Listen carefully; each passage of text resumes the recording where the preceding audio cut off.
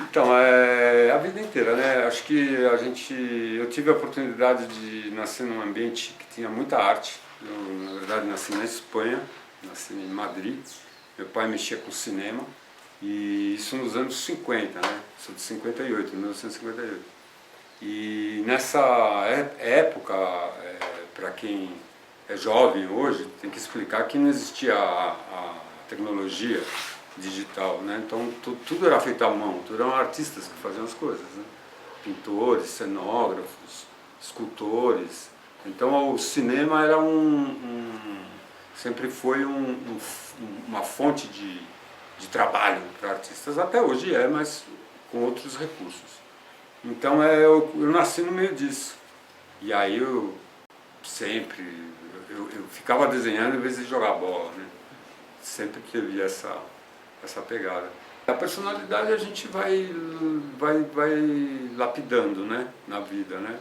Porque eu acredito nisso, né, que a gente está aqui para aprender, né? Que é o processo de vida, é um processo evolutivo, né? Em muitas camadas. A camada espiritual, também a camada material, porque o envelhecimento é algo que você tem que aprender a envelhecer, né? Então, ao mesmo tempo que a criança continua viva, você envelhece. E isso é o ciclo da vida mesmo, né? Então, está sempre predisposto a, a evoluir. A palavra é essa, evolução. Evolução diante da tua ancestralidade, evolução diante da humanidade, evolução diante dos teus defeitos. Os defeitos estão aí para nos ajudar a superá-los, né? Eu acredito nisso.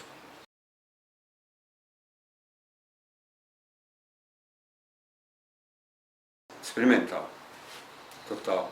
Não é só expressar emoção, é expressar tudo. Expressar, inclusive, emoção, mas manifestar a integridade da vida. Eu tenho muita consciência de que a arte ela não é apenas um divã, né? A arte é muito mais do que isso. A arte é uma extensão do corpo. E o corpo é o transporte do espírito. Então, assim, tem essa camada das emoções, mas é muito mais do que isso. É uma possibilidade de vida, de existência. Inclusive, do ponto de vista espiritual, psicológico, para mim talvez a única possibilidade. Por isso que sou artista. Porque ninguém decide ser artista. Ninguém que pensar um pouco vai falar, eu vou ser artista. Melhor não, cara. Vai fazer outra coisa, vai ganhar dinheiro, vai cuidar do... Ser artista é arriscar tudo, mano. Você arrisca tudo. Aí a vida te favorece, não te favorece. Algumas coisas te ajudam, outras não. Mas a gente vai tocando o barco, mas não é fácil.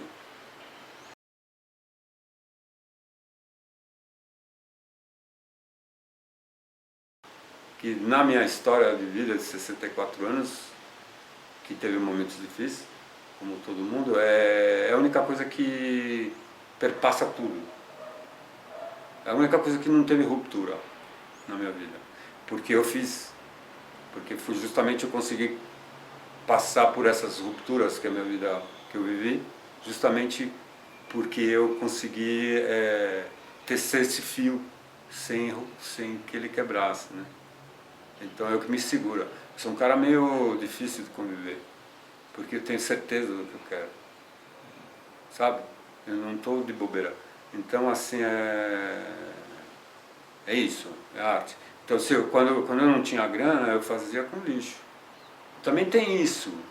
Também é interessante, porque essa é uma questão que é legítima e tem muita verdade. Às vezes a gente não tem recurso, mas tem, porque as coisas estão aí. E aí uma coisa assim que existe uma diferença entre pobreza e miséria. Sabe assim, a pobreza, ela é digna. Porque você pode morar numa situação muito difícil, muito complicada, mas você varre o teu chão, você cuida do teu entorno, você pega o lixo e coloca no lugar que tem que pôr. Não é um... Você organiza a partir da tua cabeça. Porque a questão da arte é mais ou menos essa, né? Estou antecipando uma pergunta aí que você vai me fazer.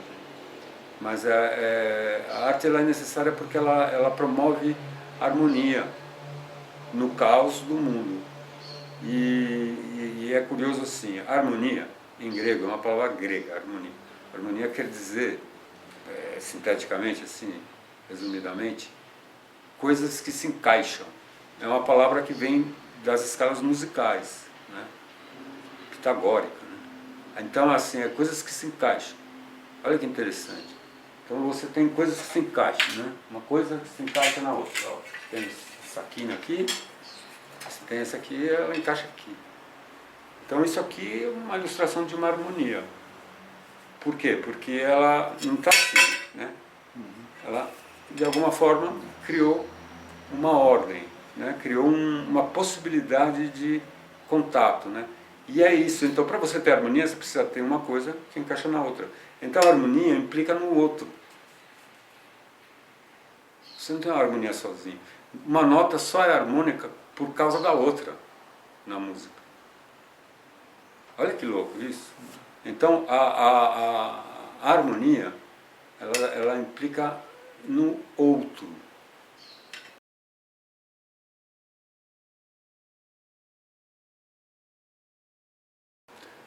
Mas a gente fazer arte assim, para conscientizar, eu já fiz coisas assim muito nesse sentido, né? Por exemplo, vou falar de uma experiência, eu fiz uma instalação no Ibirapuera, grande, com 800 galões de água de 20 litros, aqueles galões azuis, e 5 metros cúbicos de entulho, e um barquinho, que eu peguei lá na ONG lá, que eu te falei, lá no sul, na zona sul, ali, perto do Grajaú. E assim, a água são esses 800 galões. Depois tem imagens disso no meu site, né? Aí a terra se entulha, assim. Entulho mesmo, 5 metros cúbicos de entulho. Acho que eram 3 caçambas, sei lá, representando essa ilha, representando a terra. E aí um barquinho em cima desse, um barquinho mesmo, super bonito. E aí tem um sentido poético, simbólico do barquinho atracado, que é até um tema da pintura do século XIX, até antes, essa coisa do barquinho. E aí você pode ter leituras simbólicas, o barquinho representa a nossa travessia pela vida, e aquele barquinho vazio representa a solidão, lá. Mas fora isso, tinha essa instalação lá, pronto. Foi um negócio bem impactante, sabe? Assim, tipo, só não vê que não quer, né? Isso ficou 40 dias lá no Ibirapuera.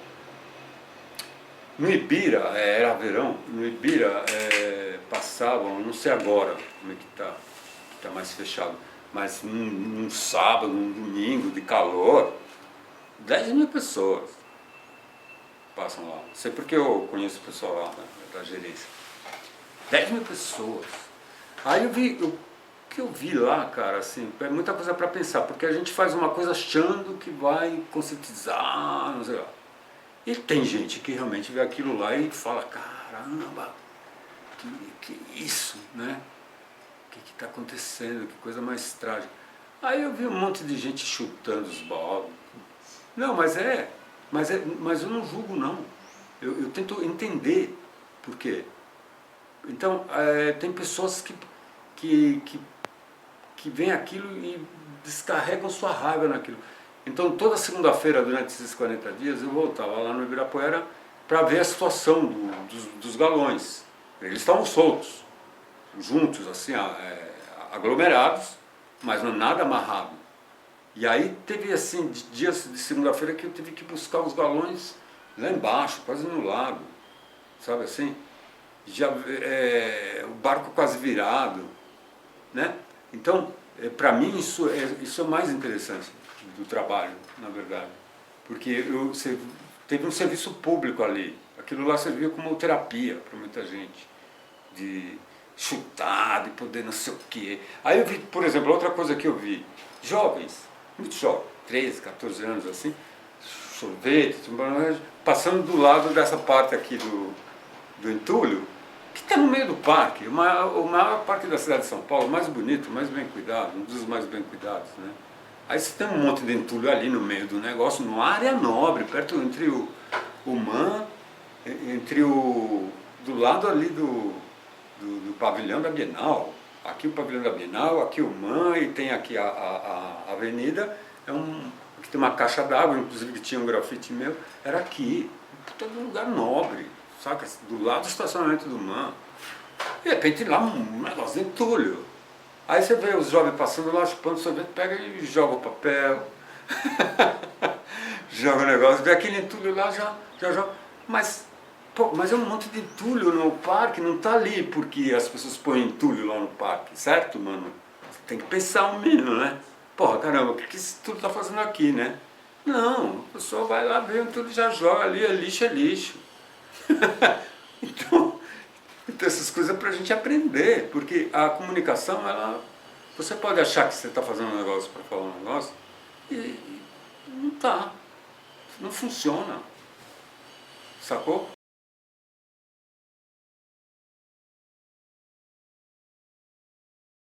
O artista é um transformador social, independente dele ter uma arte que tenha proselitismo, esteja engajada, ou queira ter ambição de ter algum tipo de discurso em relação à realidade socioeconômica, no cacete.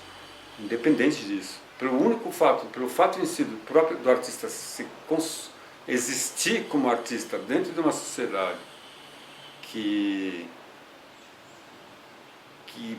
cria os maiores obstáculos para que isso aconteça, só o fato dele existir já é um ato político memorável. E o artista, ele é um produtor de cultura, né? Então ele faz parte. Ele faz parte. E você pode ver isso, que a maior parte das pessoas, a maior parte da vida social está em torno da arte. Uma sociedade sem arte, como foram esses 4 anos, 6 anos aí, dessa gente, eu não tenho nem adjetivo para falar o que é, que atacaram os artistas, é o contrário. A arte é o que dá qualidade para as coisas. E volto a dizer, propaganda não é arte. Propaganda usa a arte. Artifício. Mas a arte é outra coisa. A arte é onde você pode inventar, onde você descobre, onde você se revela teu talento. Eu que fiz parte do grafite ali dos anos 80, que nem era grafite que a gente falava, tinha o grupo Tupinambá, a gente ocupando o espaço público, né? Era toda uma estratégia de conquistar o espaço público para a arte. Pô, a gente viu, eu vi assim, pô, quantos garotos aí não se revelaram aí nas quebradas, começaram a vir um neguinho fazendo grafite com spray, não sei lá, foram lá, já vi neguinho para não comprar um baseado, porque tinha que comprar um baseado, tinha que comprar um spray. Aí o carinha, não, eu quero o spray. E já vi o cara também comprando baseado e spray, assim, não estou querendo dizer que isso é uma lei, mas estou querendo falar esse conflito, por quê? Porque o cara de repente ele vai lá, começa a fazer, e de repente vira puta de um artista. E é isso que eu acho o legado da arte urbana, é esse. Que eu acho mais legal, entendeu?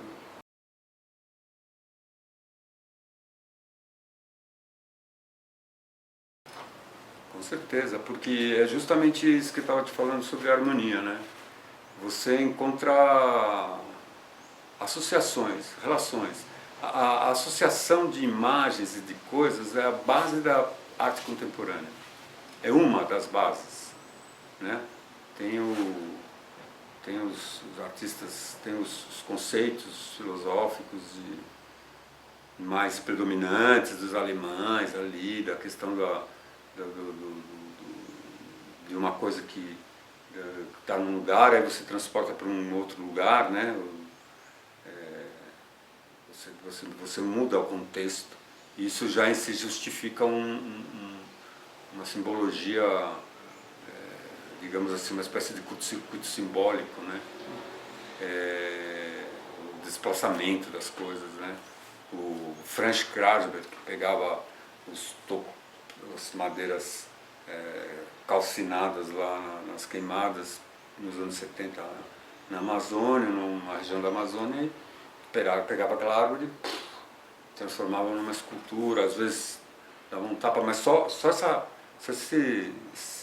coisa de você pegar uma coisa de um lugar e pôr em outra e dar evidência para isso, isso é um dos conceitos mais fortes que tem.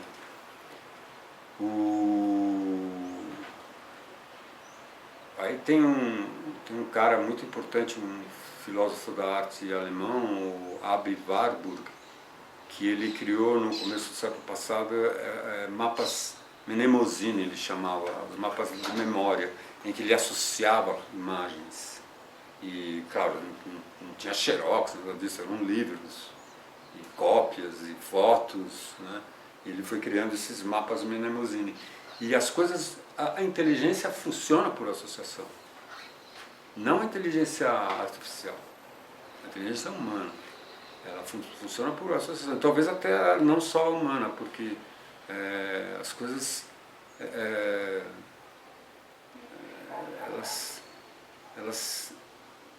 as semelhanças, elas também implicam na possibilidade de que exista uma possibilidade de simbiose, de mistura.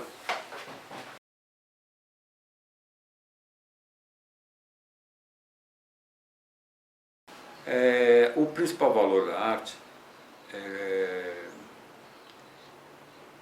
espiritual. Essa é uma questão. O que é valor na arte? Então, quando você fala em valor de arte, o que é isso? Por exemplo, eu fiz uns projetos usando restos de entulho, pedaços de entulho, né? E fazendo uns micrografites lá, chamam grafites de bolso, umas canetinhas alemãs aí, Molotov, aí puta negócio de primeira, preparando, tchau, e fiz uma série disso. E aí eu fiz uma exposição desses entulhos, isso foi em 2012, e numa galeria pequena, assim, meio underground, meio fora do circuito. Só agora que estou no circuito, eu sempre tive meio periférico ao circuito das artes. Agora, desde 2019, não. Estou dentro de uma galeria, estou me dando bem com as pessoas, tudo. Mas antes eu fazia em centros culturais, esses lugares meio fora da caixa, assim, literalmente fora da caixa. E aí eu fiz, nesse lugar, fiz uma exposição desses entulhos. Tem o catálogo, um negócio bem legal, né? Alto astral. E aí eu percebi o seguinte, que eu tinha que conseguir vender aquela porra. Porque não fazia sentido eu pegar uma coisa que estava sendo destinada por aterro, naquele caos, naquele fim de mundo daquela caçamba. E aí, o que acontece? Eu pego aquilo lá que é invisível, porque não tem valor. A partir do momento que não tem valor, eu estava falando sobre essa questão da visibilidade, mexendo com artes visuais, da visibilidade, porque as pessoas não enxergam aquilo. Assim que nem a menina lá na instalação jogou um negócio lá, porque é entulho, não estava vendo nem o que estava acontecendo ali. Então, assim, essa coisa que se invisibiliza por causa de que não tem possibilidade de lucro em cima daquilo. Assim que nós funcionamos. Então, a grande questão do lixo é essa. Nós temos que encontrar um jeito de fazer com que o lixo dê dinheiro para que ele se insira. E tem muitas formas. Então, ele pode dar dinheiro fazendo gás, biogás, cada vez mais adiantadas essas pesquisas. Ele pode dar dinheiro, como já dá para reciclagem de alumínio, reciclagem de plástico, né? Mas é 7%, 3% do que é consumido no Brasil. Acho que é 3%, eu não sei, eu peço desculpas pelo dado, mas assim, é menos de 9%. Bem menos do que 10%. Está mais para 3%, 4% do que se recicla aqui no Brasil. Então, assim, tem um grande caminho. Mas enfim, aí eu pego lá um pedaço de entulho, aí eu grafito ali, aí faço um puta trabalho delicado, aquele negócio embrutecido, né? Porque imagina, aquilo lá é um granito que foi extraído de uma montanha, foi moído, foi misturado com não sei que porra, que química, foi a não sei quanta temperatura, gastou uma energia gigantesca para se fazer aquilo, para aquilo lá, no final da conta virar cimento, para uma loja você comprar aquela porra lá, pá, fazer uma parede, e ficou lá durante anos, aí depois disso, num outro ciclo, demoliram aquela casa lá para fazer um prédio, e aquilo lá estava numa caçamba. Ninguém quer aquilo. Aí eu pego aquilo lá, faço um desenho, eu humanizo, eu reumanizo aquele negócio. Aí eu ponho na parede. Então alguém tinha que comprar para poder fechar o círculo. Falar assim, o que você fez como artista, o fato de você transformar esse pedaço de uma coisa que ninguém quer em alguma coisa que passa a ser desejável, que alguém quer, esse ato humano de interferir com a arte, ele precisa ser reconhecido. E então, alguém precisava comprar para poder fechar o círculo. Não é nem pelo dinheiro, precisa ser R$5, R$10, R$20, 5 reais, mas alguém precisava comprar. E a exposição que eu fiz, ninguém comprou nada.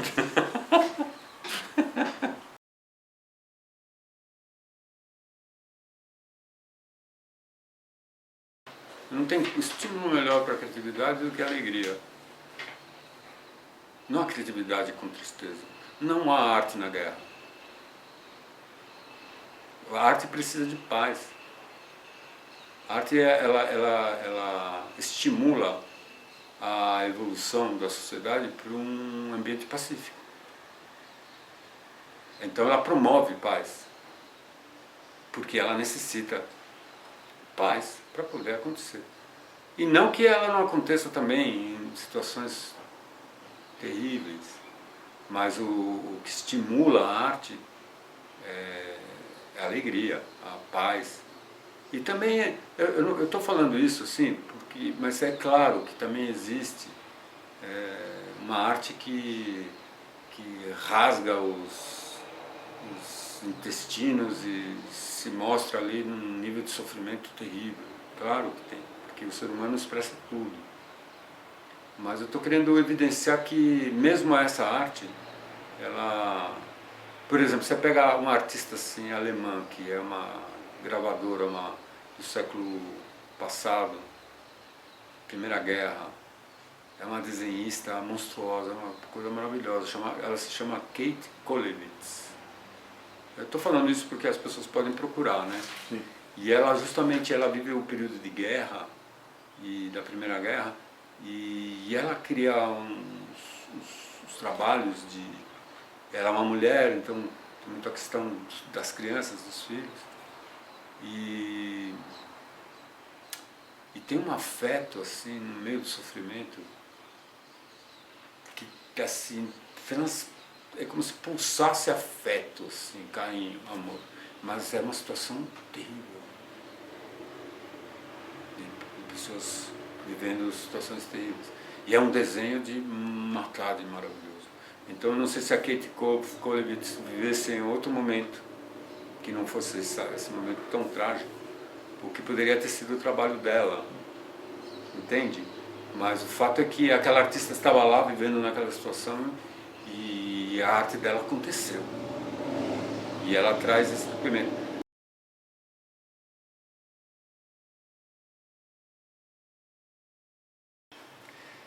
Eu sou mais dos artistas que tem que romper as regras para poder expressar sua arte, que eu acho que é a grande contribuição da modernidade, né? A ruptura. Né? Desde os movimentos modernos do começo do século XX na Europa, a gente é herdeiro desse momento de ruptura, né? Tanto a ruptura total, de você justamente romper esse academicismo. Não, eu sigo as minhas regras e a de alguns artistas que me inspiram, mas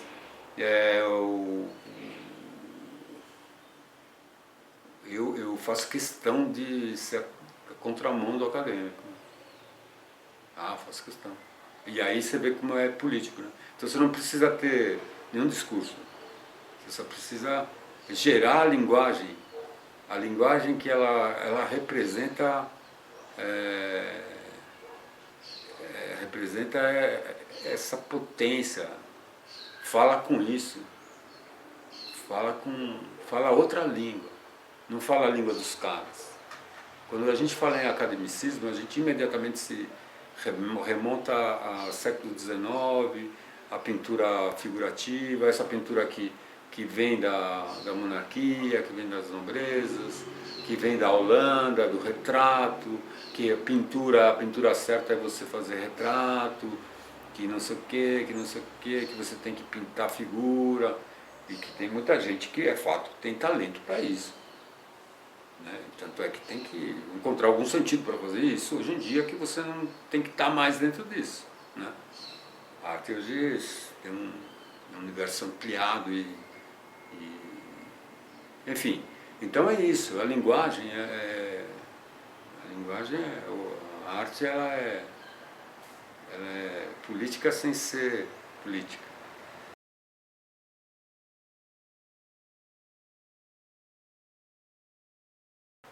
Eu não sei te falar, essa é uma resposta que não tenho, porque eu não sei se a questão é ter muitos artistas fazendo isso, não sei. A arte não é uma questão de quantidade. Eu não sei se isso seria uma condição de ter muitos artistas. O que eu acho principal é o que eu estava te falando, de uma certa forma, o artista ele está reciclando. Mesmo ele não sendo um artista que usa objetos de reciclagem, ele está reciclando a linguagem. Ele está pegando os cacos desse grande aterro da linguagem e recompondo eles, criando harmonias com isso, mostrando outras possibilidades, dando a vida para poder alcançar outras possibilidades. Então isso em si, ele já é alguma coisa que vibra na direção de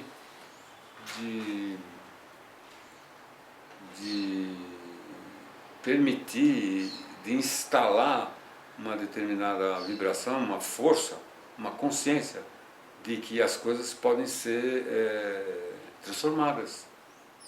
A arte em si ela é um laboratório de transformação permanente da linguagem. E é isso que a gente precisa fazer com as outras coisas, né?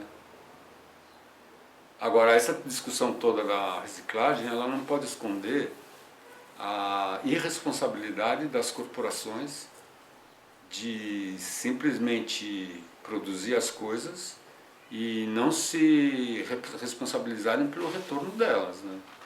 Quando eu era moleque, eu nasci em 58, 60, na Espanha, o leite que a gente recebia em casa vinha em garrafa de vidro. Aí você pegava, punha ali em algum lugar, garrafa térmica, alguma coisa, lavava, deixava lá e o cara vinha no outro dia, trazia outro litro de leite e levava aquela embalagem. Né? Hoje em dia não, hoje em dia você usou, jogou fora, usou, jogou fora, usou, jogou fora. Então, a gente fica falando também na reciclagem como se a responsabilidade fosse só de cada um de nós. Tem essa responsabilidade dentro de casa. Eu reciclo aqui há mais de 20 anos, mas eu moro na zona oeste da cidade, zona nobre, tem caminhão de reciclagem que passa aqui há todo esse tempo. Também tem a cooperativa Copamare aqui embaixo da Sumaré, que eu conheço todo mundo lá, já fiz vários trabalhos com eles, sempre vou lá, a gente levava as coisas lá antes de ter caminhão aqui. Então tem essa parcela de coisas que a gente tem que fazer. Separar o lixo orgânico, jogar no lugar, né? É o mínimo. E é um exercício de harmonia, porque você separa uma coisa da outra e você está pensando nisso. Mas a responsabilidade não é só da pessoa que consome.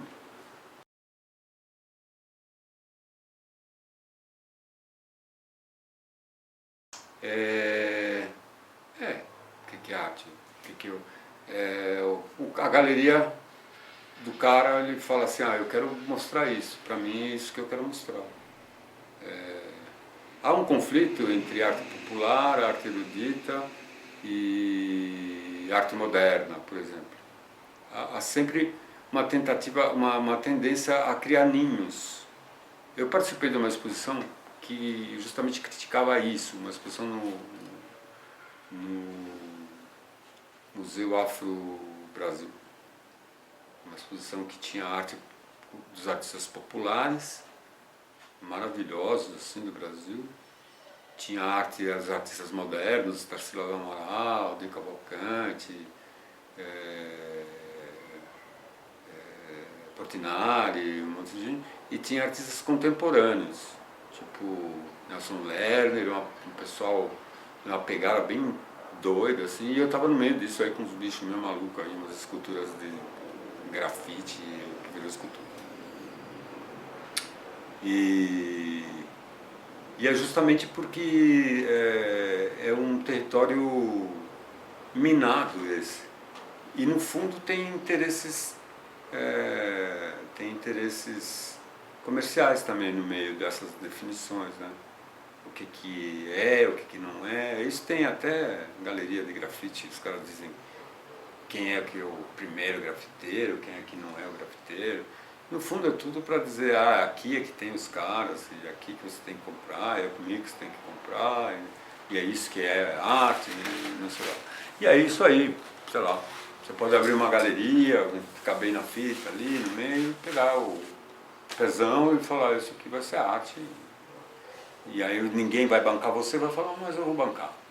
Porque inclusive hoje em dia a definição, uma ideia corrente no meio das artes, no meio da crítica de arte, é que hoje em dia vale tudo, né? Agora, o que precisa para dizer que é arte? O artista precisa dizer que é arte. O artista precisa dizer que é arte. Precisa bancar.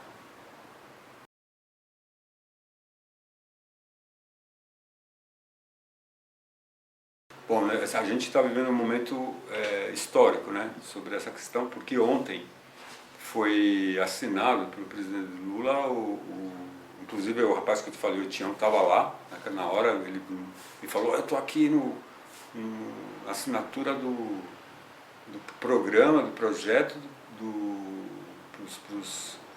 para as cooperativas de reciclagem no Brasil, um puta de um apoio institucional. E o governo do PT, e especificamente o Lula, sempre deu apoio. Eu sei porque eu fiz em duas edições do Natal dos Catadores, aqui no Inhembi, eu fiz o cenário. No primeiro eu fiz o troféu e no segundo eu fiz o cenário, em 2005, não, no final do segundo governo Lula, 2008. E acho que no primeiro governo, eu fui lá, eu fui o responsável, eu desenhei lá umas coisas bem legais. E então assim, e eu conheço a moçada aqui do Cupamari, já fui em outros lugares. Então assim, agora a gente está vivendo um momento de virada, porque tem que ter política pública, tem que ter grana, tem que ter escola e tem que ter recursos para o pessoal poder ampliar esse negócio e organizar. Nossa, é uma loucura. Não sei se você conhece cooperativa de reciclagem, mas nossa, parece que só com 3, 4% que se recicla no Brasil é uma atividade econômica gigantesca para acontecer e mais do que necessária, porque enfim, tem que organizar isso, porque também tem máfias que comandam essas coisas. Então tem que organizar isso, para poder dar um preço mais justo para os metais, para os plásticos, para os catadores poderem ter recursos, né? E poder ter o caminhão, poder ter a logística, poder ter tudo, poder ter as esteiras, poder ter as prensas, poder ter um monte de gente trabalhando. Nossa, quanta gente não se salvou por conta dessas cooperativas, de gente largada na rua e está trabalhando, e sabe, tem consciência que está fazendo um trabalho pelo planeta. Então, assim, a reciclagem no Brasil ela não é só um lugar onde as coisas vão, é uma fonte de pensamento em relação ao destino dos recursos.